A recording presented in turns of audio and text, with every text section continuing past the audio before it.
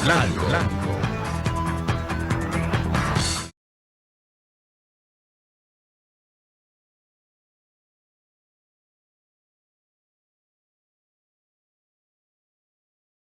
En Tiro al Blanco seguimos hablando de un problema de altísimo interés ecológico y que por lo general no es tan comprensible para la mayoría de la población.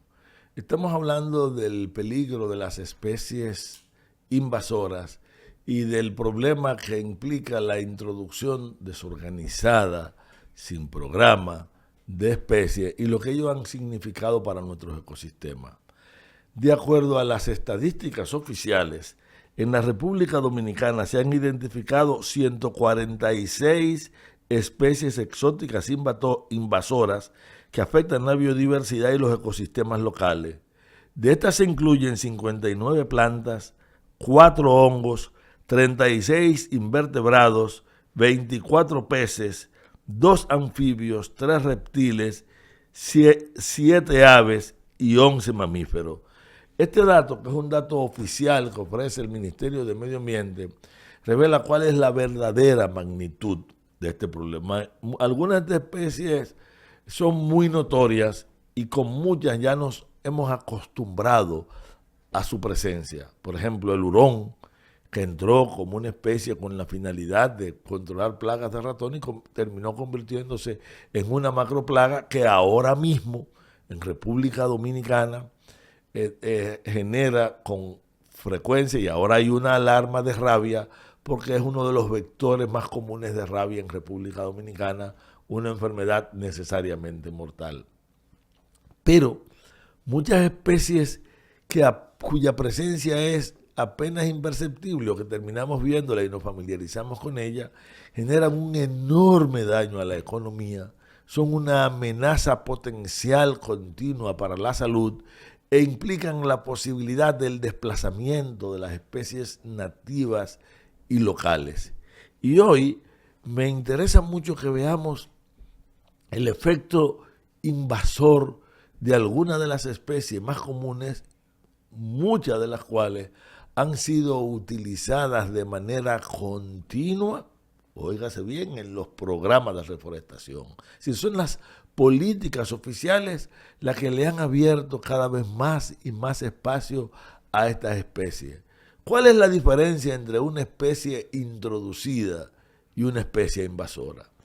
Cuando usted trae una planta o un animal que no ha estado aquí, lo tiene en condiciones controladas y la tasa de reproducción en condiciones naturales y espontáneas de esta especie no sobrepasa determinados límites y por lo tanto no desplaza a las especies nuestras, no compite con ellas por el hábitat o se integra de una manera no perjudicial, bueno, te habla simplemente de una especie introducida. Pero cuando esa especie introducida se multiplica rápidamente, es capaz de ocupar los suelos e ir avanzando sobre los lugares donde están nuestras especies, esa especie usted dice que es una especie invasora. O sea, hay varias características de la especie invasora: una alta capacidad reproductiva, la posibilidad de adaptarse incluso con mayor habilidad y de manera más eficiente que las especies nuestras a las condiciones ambientales en las que estamos. No tiene depredadores o controles naturales, o sea, no hay si es un animal, otro animal que lo agreda, que se lo coma, y si es una planta, alguna planta que en la interacción, esa lucha que hacen las plantas, que los técnicos le llamamos alelopatía, que en esa competencia entre plantas termine desplazándola, limitándola.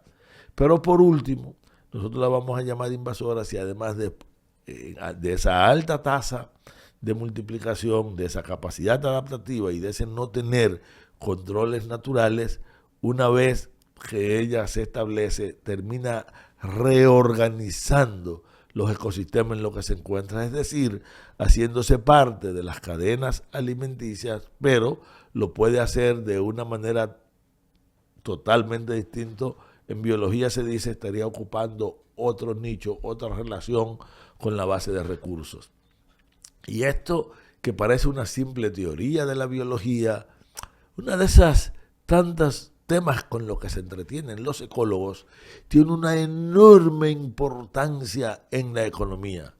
Muchas de las plagas que han diezmado nuestro cultivo son en realidad especies invasoras y llegan, al no encontrar un control natural, crean el efecto que creó, para poner un solo ejemplo, la tristeza de los cítricos, una enfermedad que ha hecho que hoy nadie se empalme con una naranja china, con un cierto tipo de limón, incluso con una naranja agria, que tienen precios prohibitivos.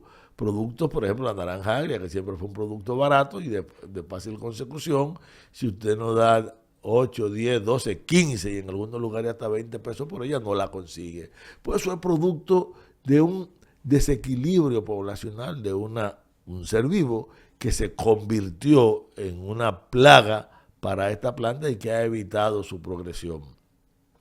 Pero nosotros tenemos, por ejemplo, algunas plantitas herbáceas que crecen en el suelo, lo ocupan totalmente y desplazan las especies que tenemos en ese lugar. Y algunas de ellas, como está ocurriendo con la hierba gil, tienen la capacidad de afectar el estómago o la digestibilidad del pasto en sentido general para los animales nuestros que pastan sobre el territorio. Y eso se convierte en un verdadero problema. Ya la semana pasada mencionábamos, por ejemplo, el efecto del pez gato, que ha penetrado nuestros ríos y que es una de las plagas más voraces, o del pez león, que en el mar, además de crear una serie de problemas, ha desplazado a muchas de nuestras especies. Pero pocas veces le ponemos la atención a especies invasoras cuyo efecto inicial no es tan dramático.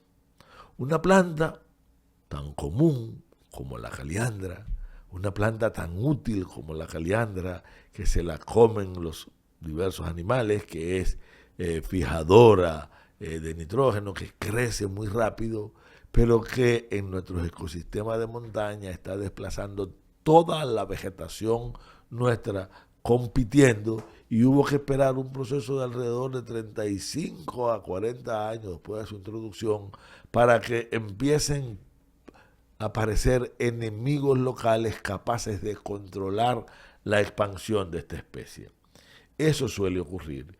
Y para tiro al blanco, un tema educativo de este tipo es fundamental, porque la política de manejo de la biodiversidad es uno de los elementos centrales de la política de un Estado.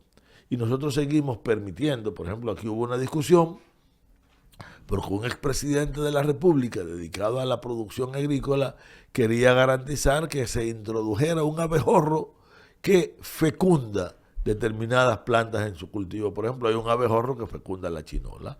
Y si yo soy productor de chinola, quiero tener una buena población de abejorro. Pero este abejorro importado, extraño, termina teniendo una conducta invasora, desplazando a las nuestras y a la larga, siendo mucho peor para nuestra biodiversidad, para nuestros cultivos y para nuestra economía. Aunque parezca extraño, hay mucho de políticas públicas en lo que ocurre con las especies invasoras, y es un tema que no hemos agotado todavía, pero hoy se nos acabó el tiempo.